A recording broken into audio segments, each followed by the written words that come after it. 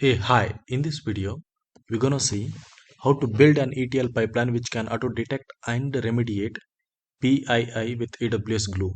Here, PII stands for Personal Identifiable Information, which means some secret. So what we're gonna see here is we're gonna see that we will have an source data which is in the form of raw kept in an S3 bucket.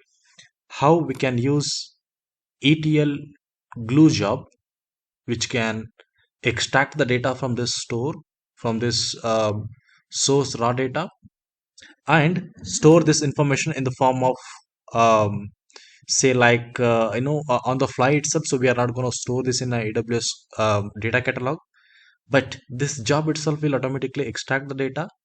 And as soon as after that, what we do is we're going to see that how we can use AWS given detect sensitive data task which can automatically detect the PII data. And finally, we're going to mask those data and output that data into another S3 bucket called a data result, right? So under the hood in a layman term, so we will have a source data. In the source data, we need to identify PII data, and then once we identify that PII data or such a regular expressions, we're going to mask that data, and the output of that kind of masking will be stored in AWS S3 bucket as a data result. All right. So basically, this is kind of an operation that has to be added in ETL pipeline wherever there is a need. In the sense, whenever you are processing the PII, so there you might need this kind of capabilities in the ETL, which automatically identifies these PII and tries to mask it so that you secure the personal information data. All right. So with that note, what I do is I'm going to take you to the um, my AWS account here. So this is my AWS account. Currently, I'm in an S3 bucket page. So I'm in Amazon S3 bucket page. So here I have a data source bucket. In this data source bucket, I'm going to upload an example data, which is nothing but a CSV file like this. So in this CSV file, we have a columns like column 0, 1, 2, 3, 4, 5. As you see here, column 0, column 1, 2 are contain some normal data. But if you go to the column number 3, where we see that it contains an emails, which is nothing but personal identifiable information. Similarly, in the column 0, so we see that it also contains phone numbers, which is actually a PII kind of data. Now, say that you are actually processing this kind of raw data in a ETL pipeline, and during this transformation activity you want to mask this data so that the users, also that the engineers should not misuse this data, or you can secure your the client's data or your enterprise data. All right, so let's see how we can take an advantage of AWS Glue transformation task called detect PII and try to mask this data in the fly itself. So we go to the S3 bucket. Now to this S3 bucket, I'm going to upload this CSV file which I just showed you. So I'm going to go to the download. So here, this is the file which I was showing you. I'm going to upload that file again here. Now, once this file is been uploaded, I will take you to the another tab called basically this is AWS Glue service tab. Currently, I'm in Oregon region of my AWS account. So this is my AWS Glue service page. I'm in Oregon region. So now what I do is, as you expected, I'm gonna go to the visual ETL, which is nothing but data integration and ETL options. If you go to the data integration and ETL operations options and click on visuals, that is visual ETL, click on this visual ETL. Now what we do is we're gonna build a kind of a crawlers which actually extracts this data from this S3 bucket, right? So for that case, our source will be an S3 bucket. So I'm going to choose that S3 bucket now like this. I'm clicking on this one. Once you click on this as a data source, which is an S3 bucket, here you can change the name of your S3 bucket, and in the source type, let it be our source is S3 locations. I'm not going to select this data catalog table for now since this is a demo. So I'm going to click on browse. In the browse, we're going to choose our file, S3 bucket, that is data bucket a source side like this. So basically I'm gonna, looks like there is some issue here. I'm going to go back to the region, and we're going to start it again. Basically looks like there was some error happened, which is fine. So let's do it again. Basically, so I'm going to go click on S3 bucket, that is Amazon S3. Click on this one, and we were here in the S3 bucket. So we're going to go through this one and click on this, choose that bucket. Yeah. And once the bucket has been selected, you're just going to give the forward slash like this, right? And check mark this recursive, right? And currently it is telling you to give some name of this job, that is say like demo PII ETL. So let me give the name of my job something like this. All right. So now, so basically in the data format, so data format, let's choose it as a CSV. Why? Because this is a CSV file, as I said. Note that we are actually dealing with the raw data in the form of a CSV file. So for that case, I chosen data format equal to CSV. In the delimiter, you can keep it as a comma, and the rest all options I'm going to keep it default. All right.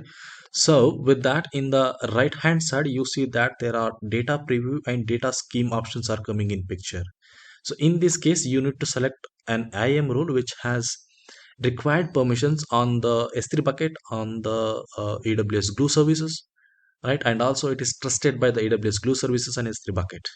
So for that case, in my case, what I did is I have created an admin role, and that has a trust to the AWS Glue service and S3 service like that. Okay. So for that reason, you see that data preview activity is happening on the fly, and it has started to preview the data, which means it is trying to extract the data present in this S3 bucket which we just now uploaded. So we uploaded a test report.csv file, which is nothing but it contains something like this, in the sense it contains six columns. In that one, column number 3 4 has some sensitive data or PII data which we want to do some certain activities. So now, being said, what I do is I'm not going to say this from my laptop. I'm going to go back to the visual, the visual ETL pipeline builder here. So currently you see that I'm in AWS Glue service, and I'm in Oregon region, and currently it is loading the data, which means that this source data source hyphen S3 bucket task in this ETL job is actually crawling the data present in the S3 bucket, which is stored in the form of a CSV file, and now it is on the fly. It is getting the data in the form of a preview. Now you see that it has identified the schema, say like column 0, column 1, column 2, column 3, column 4, right? So you see that there are so many, and column 6 as well. So if I go and try to open that test report.csv file again, you should be able to see, you see that column 0 a value does not has a value, and that is the same thing happening. If you see here, that is the same thing happening here in the column number 0, right? So what we do is now we have extracted the data which is present in the S3 bucket, and which is stored in the S3 bucket in the form of a CSV file. Now we're going to add another task called transform. So basically ETL stands for extract, transform, and load, right?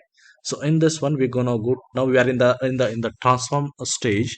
So in the transform stage, if you go and try to identify the task that is differently provided by ETL, right, you can click on detect sensitive data, which is the actually core part of this demo, right? So as I said, AWS has already given a transform task called transform hyphen detect PII, which we're going to use, in the sense detects the sensitive data, right?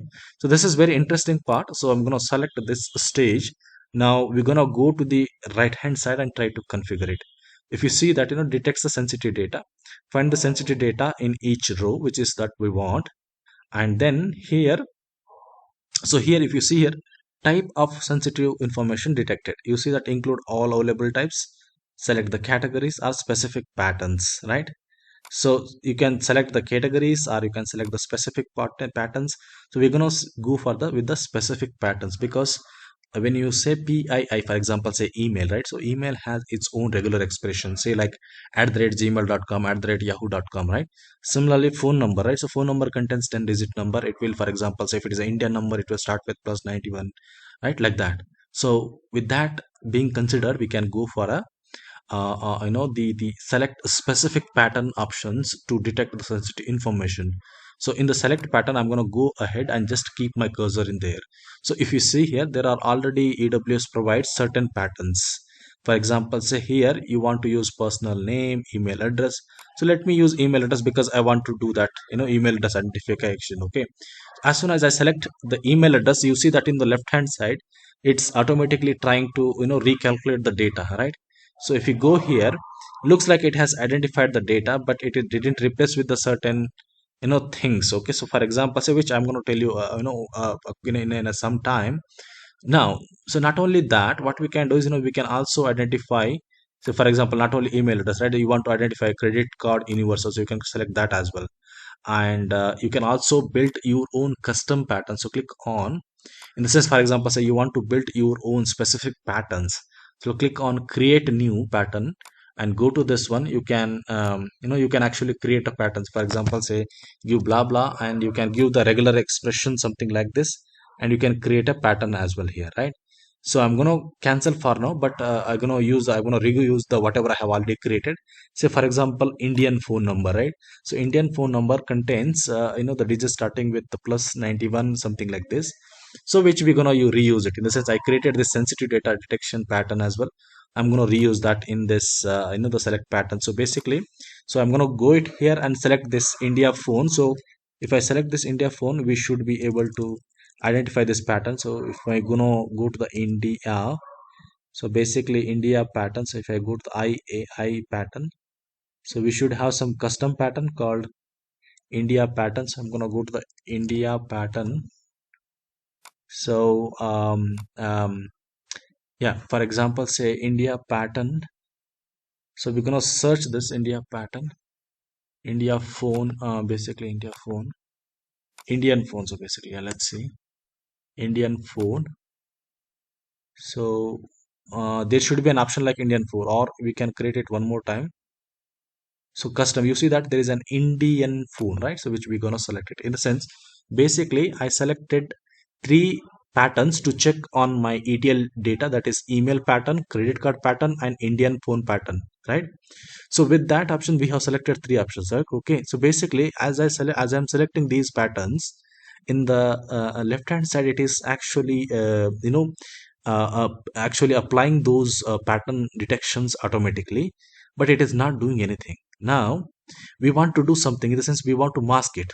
And I say mask it, in the sense, instead of the original characters, it should do some masking with us. Say like you it want to put star mark, something like that. So we can do that as well. For example, say if you see, right, so global detection sensitivity, that is high.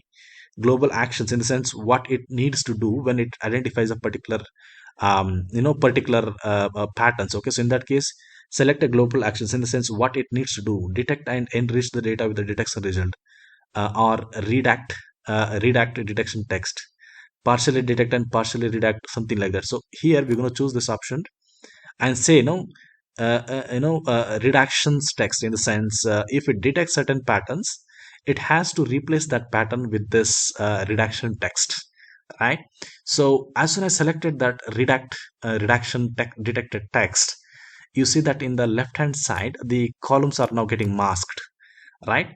You see that earlier, if I go back again, I select these options and click on this one, you see that it is in the columns, in the column number 3. So in the column number 3, the values of Gmail address are visible now. If I click on redact detect, redact detected text, complete the settings for the global actions, in the sense redaction text is nothing but star, that is nothing but basically 6 times stars will be replaced. So that's the reason we see that column number 3 and column number 4 are completely getting replaced, while there are certain shells in the column, or basically this underneath the column 4, you have two rows which are not getting replaced because they are not following the pattern of phone number, but the others are following. That's the reason it is getting replaced. All right, so likewise, this is how basically this kind of transform task that AWS Glue provides us will help us to mask the data which are very sensitive, that is nothing but personal identifiable information, can be masked in such cases. Okay, this is very useful, the capabilities within the AWS Glue. Okay, so with that options, what I do is I'm going to go to the another the add nodes task and go to the targets. Now we can also put basically the targets, in the sense, for example, say this, after masking you want to store that data into somewhere else, for example, say, right, which is nothing but acting as a target. So in our case, so you see that, let's say you want to store the as a result in the form of they basically snappy or zip, something like that, for example, say zip, yeah. And then here we need to choose the targeted bucket. So in our case, the targeted bucket is nothing but I can choose the the rules, basically per k bucket data. So let's consider that is our targeted bucket where it needs to keep the data. So for example, say if I go back to the S3 bucket here in the per k bucket data, click on this one and refresh it. I'm going to delete this complete the folder. So what I do is I'm going to click on this one and clear the content of that per k bucket, and we're going to use that bucket to actually load the result of that the transformation, right? So currently we cleaned up this parquet bucket, it does not has anything. Now what I do is I'm going to go to that visual editor. So our target is here is S3 bucket. In the S3 bucket I chosen that parquet bucket data, and then rest option I'm keeping it default, right? So now we need to save this job. So I'm going to save this job in front of you. Now basically once this pipeline is built, if I can show you what it happens now. So I'm going to go to the this mode, that is in this mode. You see that we are having a source data as a Amazon S3 bucket which contains a raw CSV file, and that raw CSV file is getting extracted from this data source, and that data is being passed as input to the detect sensitive transformation task, which actually detects and masks the PII data, and then the masked data, that nothing but is an output. That output is now we are storing in the form of a Parquet files. Right now what I do is I'm going to run this job in front of you, just to show that though it actually performs the job and finally gives the output. Okay, so basically you can also output the data in the form of multiple options. So for example, say you want to convert into CSV file, you can do that. If you want to convert into zip file compression type, you can also do that. Yeah, for now we are storing it in the form of Parquet files. If I go to the runs now and see the status of the job, so once the job status goes in a completion state, we should be able to see that Parquet files of the results are getting stored in this Parquet bucket. So with that options, if I go back to the my AWS my design, basically design of the solution. So what we have saw here is basically here we had a source raw data in the form of a CSV file in an S3 bucket, and here we used AWS Glue ETL Job, which actually extract this source data, and then it try and then it uses a transformation task called detect PII, which actually transforms the sensitive data and tries to mask it as a star star star. And that data we are actually outputting it in another bucket called data results or Parquet file bucket. So if I refresh this now, currently it is still in running stage. Yeah, it should be completed by now. So just a couple of seconds so that I can show you the real-time data basically. So not only if I go to the visual like this, so not only in the form of a Parquet format, you can also keep it in the form of a say like a JSON. I'm just keeping it a JSON. So I will just compression type, I will make it as a none, and we will save this, and we're going to run the another instance parallelly as well. So I'm going to run this two instances. Looks like it is currently running, so it is cannot run the another job. So I'm currently refreshing it again. So meantime, while it is executing, I'm going to go on a hold and come back. As it completes, I will gonna come back. Yeah.